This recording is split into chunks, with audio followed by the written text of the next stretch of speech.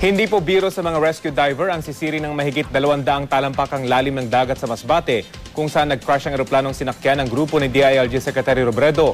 Personal ko pong naranasan ang hirap sa pagsisid nung ako'y sumama sa search and rescue diver sa lumubog ng MV Princess of the Stars noong 2008.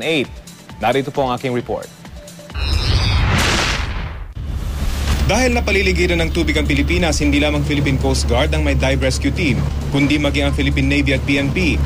Taong 2002 na maging certified rescue diver ako, kaya naman nagkaroon ako ng pagkakataon na sumama sa kanila nang lumubog ang MV Princess of the Stars sa karagatan ng Romblon noong June 2008. Sa dami ng dives na kailangan gawin ng mga rescue diver, dumating din doon ang BRP EDSA 2 ng Philippine Coast Guard.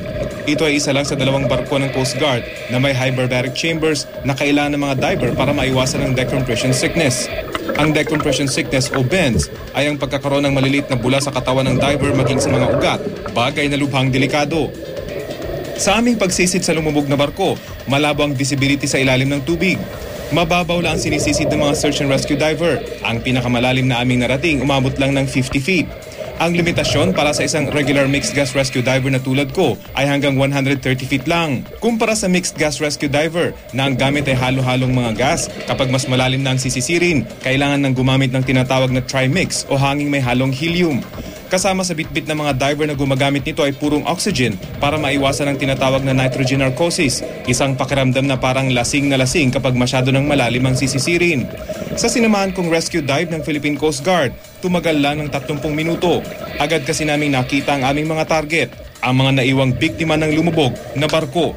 Sa isinasagawang search and rescue operation sa Masbate para hanapin si Secretary Robredo at kanyang 2 piloto, lubhang mas mahirap ang kinakaharap ng mga rescue diver.